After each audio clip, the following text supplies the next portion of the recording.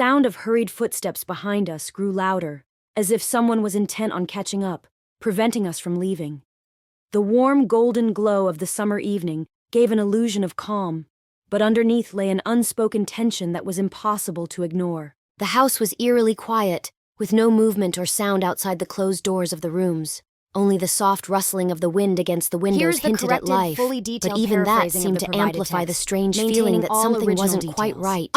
My mother had always been a figure of strict composure, exuding an aura of untouchable coldness. Her tall stature, sharp features, and perpetually straight posture, combined with the subtle tilt of her chin, gave the impression of an invisible barrier shielding her from the vulnerabilities of the world. Her deep gray eyes, like polished mirrors, concealed any trace of emotion, making her nearly impossible to read. But today, something about her footsteps in the hallway sounded different, something that put me on edge. I glanced toward my bedroom door as it creaked open, a sound that froze me in place. She appeared in the doorway, and it took me a moment to pinpoint what was so unusual. She was dressed in a short lace robe of deep wine red, hugging her form and accentuating her high chest and slim waist. The sheer fabric hinted at her long legs, which often drew attention even when she didn't seek it.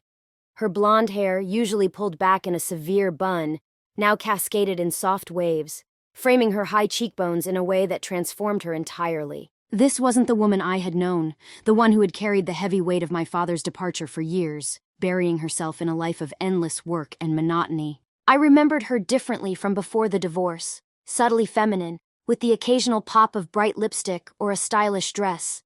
But those small indulgences had disappeared, replaced by muted grays and the relentless demands of routine. For years she had seemed to vanish, retreating into depression and locking herself away. Then one day, as if snapping out of it, she had returned to a semblance of normalcy, but colder and more detached than ever. Now, standing in front of me, she seemed like an entirely different person, a version of herself I barely recognized. Her skin glowed faintly, her cheeks held a soft blush, and her gray eyes sparkled as though reignited by some unseen fire.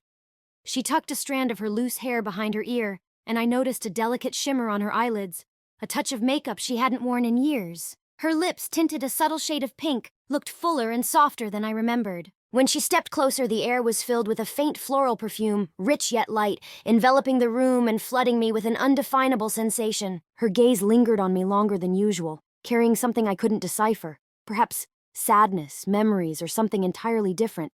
Whatever it was, it sent a shiver down my spine. She remained silent, standing in the doorway as if wrestling with unspoken thoughts she had carried for years. The way she leaned against the frame, her shoulders rising and falling gently with each breath, was unexpectedly graceful. In the dim light, her silhouette took on an almost ethereal quality, like an image pulled from an old master's painting. Every detail strikingly perfect. I tore my eyes away, pretending to focus on the book in my lap, but her image was burned into my mind. The air seemed heavier, more oppressive, wrapping around me and making my heart pound uncontrollably. "Did you need something, Mom?" I asked, trying to sound calm despite my discomfort. A faint, almost wistful smile tugged at her lips as she stepped further into the room. She leaned over and adjusted the book in my hands, her fingers brushing lightly against mine. The touch sent an involuntary shiver through me. "I just wanted to talk," she murmured, her voice quiet but layered with something I couldn't quite place. We had never been close. She had always been a woman of rigid rules, treating emotions as weaknesses to be avoided. Yet now she seemed softer, almost vulnerable, in a way that felt entirely foreign. "You look different," I blurted out, unable to suppress the observation. I tried to keep my tone neutral, but my words felt far too personal. Her eyes met mine, and I felt myself tense under her gaze. There was something in her expression, an unspoken longing mixed with a depth I couldn't fathom. "You know," she began, turning her head slightly toward the door, "sometimes I feel like I've lost everything since your father left." Her voice wavered, and she paused as though grappling with the weight of her own confession. Then she shook her head, as if dismissing the thought. Unsure of what to do, I stood, feeling awkward and out of place. I had never seen her like this, fragile, almost breakable. Her gaze searched mine, as if hoping to find answers to questions she couldn't ask aloud. She moved closer, the floral scent of her perfume enveloping me. Her fingers brushed my shoulder and lingered, the light touch both comforting and disarming. "It's okay," she said softly, though her tone betrayed the opposite. I wanted to say something to break the suffocating silence, but before I could, she stepped back abruptly. Her expression shifted, becoming closed off as though she had caught herself going too far. "Good night, sweetheart," she whispered, disappearing into the hallway. I was left standing in the room, my thoughts racing. That night, sleep evaded me. I lay awake, replaying her words, her movements, and the undeniable shift in the air between us. Something had changed, but I didn't understand what it was. As the hours ticked by, her image lingered. Her glowing face, her graceful posture, the way her voice had softened. These memories refused to fade, leaving me restless and unsure of what lay ahead. The fabric seemed to shimmer softly in the dim light, accentuating the curves of her figure. "Are you awake?" I asked gently, stepping closer. She didn't respond but lifted her eyes to meet mine. In them, I saw a storm of emotions, sorrow, exhaustion, and most of all, an inexplicable yearning. I lowered myself to sit beside her, unsure of what to say. Her shoulders quivered faintly, though she seemed determined to hold herself together, as if unwilling to reveal any weakness. "What's wrong?" I finally ventured, my voice barely audible. "Nothing," she murmured, turning her face away, but her response was unconvincing. Her expression, her trembling voice, and the way her hands gripped the edge of her robe betrayed far more than words ever could. Unable to resist, I reached out to gently push a stray lock of hair from her face. She flinched slightly but didn't pull back. That single touch seemed to breach the barrier she'd worked so hard to build between us. "You can trust me," I said, my voice quivering with emotion. Her gaze shifted to meet mine, and in that instant, everything changed. The look in her eyes was no longer one of guarded reserve, but that of someone weary from battling alone. She reached for my hand, and I felt the warmth of her fingers. The simple gesture carried a profound meaning, stirring something deep within me. As our fingers intertwined, an unfamiliar connection blossomed between us. "I'm just so tired," she admitted, her voice barely above a whisper, as if even speaking the words was an act of surrender. I couldn't find a reply, but my actions spoke for me. I wrapped my arms around her, pulling her into a gentle embrace. At first she stiffened, but gradually, as if surrendering, she melted into my arms. Her head rested on my shoulder, and I could feel her breath slowing. "You're not alone," I murmured, stroking her hair softly.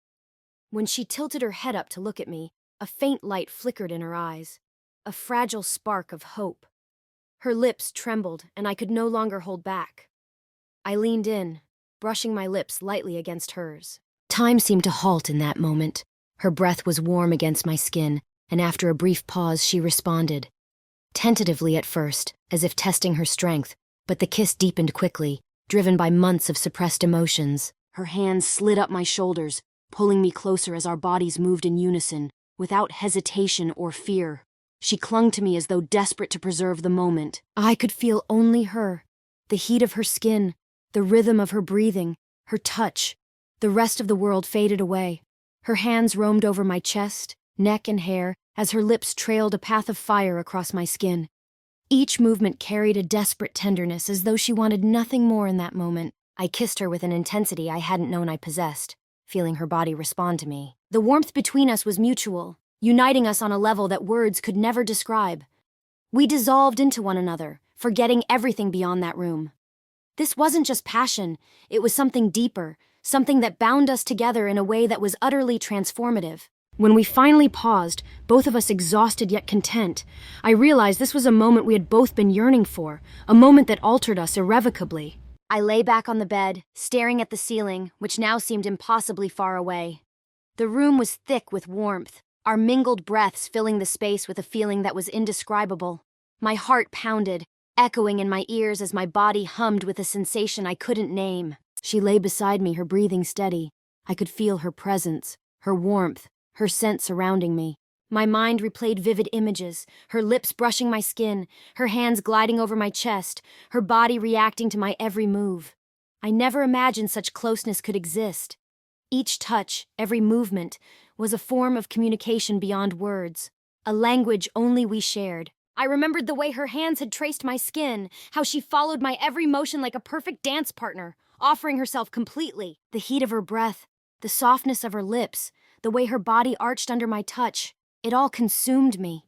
The tension that had built between us felt like a string stretched to its breaking point, yet we savored the tension, as though afraid to lose the magic of the moment. Now, as I lay there, I knew everything had changed. I felt transformed, complete, as though something inside me that had been empty was finally filled. Her presence wasn't just near me, it was part of me, embedded in the air around us. In the shadowed light of the room, I understood that life could never return to what it had been. At that moment, I felt nothing but happiness.